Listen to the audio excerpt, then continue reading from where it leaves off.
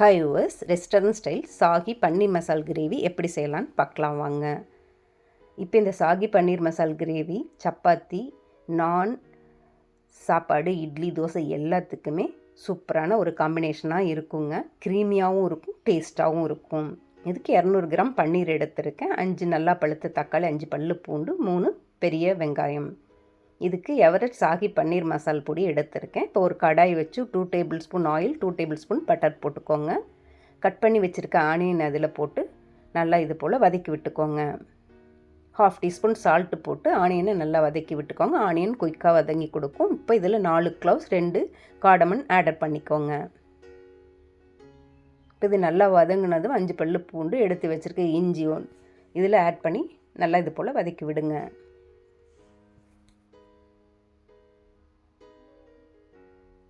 இப்போ கட் பண்ணி வச்சுருக்க தக்காளி இதில் ஆட் பண்ணி நல்லா இது போல் வதக்கி விட்டுக்கோங்க. தக்காளி நல்லா சுருள வதங்கணும். தக்காளியோட ரா டேஸ்ட் போகிற அளவுக்கு நல்லா இது போல் வதக்கி விட்டுக்கோங்க. அடுப்பை மீடியம் ஃப்ளேமில் வச்சு வதக்கி விடுங்க.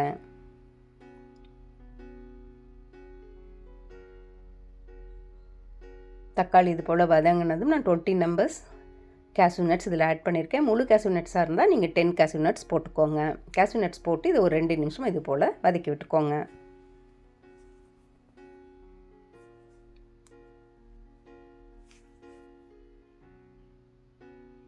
இப்போ 1/2 கப் வாட்டர் விட்டு மூடி போட்டு இதை ஒரு 4 நிமிஷம் குக் பண்ண விடுங்க.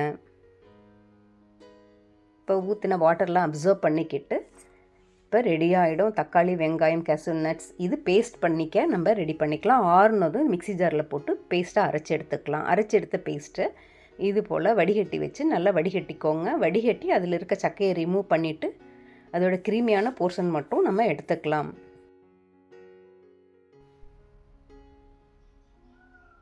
இப்போ தக்காளி, வெங்காயம், முந்திரி போட்ட இந்த பேஸ்ட்டை அரைச்சி நம்ம வடிகட்டி எடுத்து வச்சுக்கலாம். பன்னீர் இது போல் கட் பண்ணிக்கலாம். கடாயை வச்சு 1 டேபிள் ஸ்பூன் ஆயில் போட்டு 1 டேபிள் ஸ்பூன் பட்டர் போட்டுக்கோங்க. இது காஞ்சதும் இதில் ஒரு பே லீஃப், சிறிதளவு சின்னமன் போட்டுக்கோங்க. இது சிறிதளவு வதக்கி விட்டு இதில் 1/2 teaspoon red chilli, Kashmiri chilli powder இதில் ஆட் பண்ணிக்கோங்க.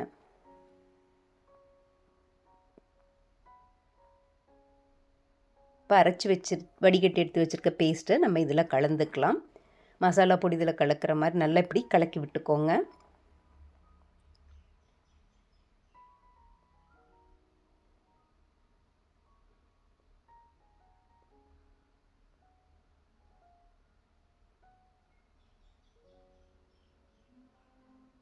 ஒன் டீஸ்பூன் சால்ட் இதில் ஆட் பண்ணிக்கோங்க.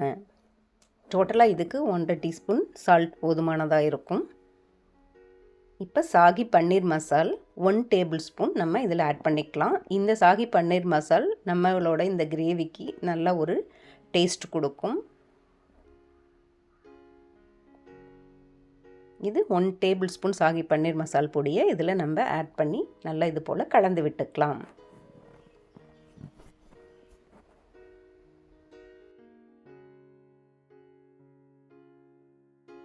டேபிள் ஸ்பூன் ஃப்ரெஷ் க்ரீம் இதில் ஆட் பண்ணிக்கோங்க. ஃப்ரெஷ் க்ரீம் ஆட் பண்ணி நல்லா இது போல் கலக்கி விட்டுக்கோங்க.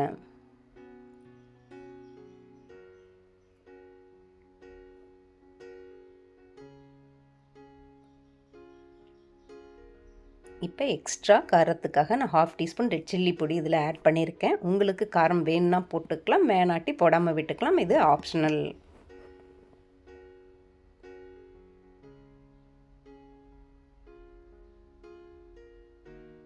மசாலாலாம் போட்டு முடித்ததும் இப்போ 3/4 கப் வாட்டர் இதுக்கு விட்டுக்கோங்க. இதுக்கு 3/4 கப் வாட்டர் போதுமானதாக இருக்கும். வாட்டர் விட்டு நல்லா இது போல் கலந்து விட்டுக்கோங்க. அடுப்பு மீடியம் ஃப்ளேமில் வச்சே குக் பண்ணிக்கோங்க. இது நல்லா கொதி வரணும். ஒரு 6 நிமிஷம் நல்லா இது போல் கொதிக்க விடுங்க. மூடி போட்டு அதில் இருக்க ரா ஸ்மெல் போயிடும். ஆயில் ரிலீஸ் ஆகி வெளியே வந்ததும் இப்போ நம்ம பன்னீரை இதில் ஆட் பண்ணிக்கலாம். பன்னீர் ஆட் பண்ணி நல்லா இது போல் கலந்து விட்டுக்கோங்க. பன்னீர் ஆட் பண்ணதும் ஒரு 4 நிமிஷம் குக் பண்ண விடுங்க. பன்னீரோட கிரேவி நல்லா குக் ஆனதும் 1 டீஸ்பூன் காசூரி மேத்தியை இது போல் உள்ளங்கையில் வச்சு க்ரஷ் பண்ணி இதில் ஆட் பண்ணிக்கோங்க. காசூரி மேத்தி டிஷ்ஷுக்கு நல்ல ஒரு ஃப்ளேவரும் டேஸ்ட்டும் கொடுக்கும்.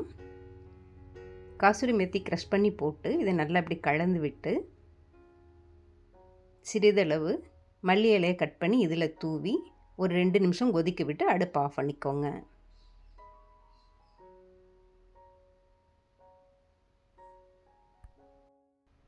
One table spoon fresh cream இதில் ஆட் பண்ணிக்கலாம்.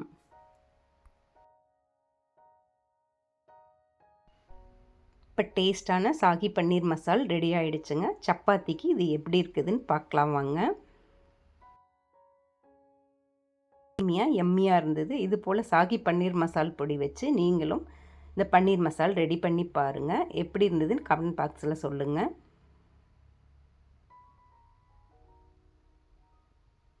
ரொம்பவே க்ரீமியாக டேஸ்ட் நல்ல ஃப்ளேவராக இருந்ததுங்க. செஞ்சு பாருங்கள், என்ஜாய் பண்ணுங்கள்.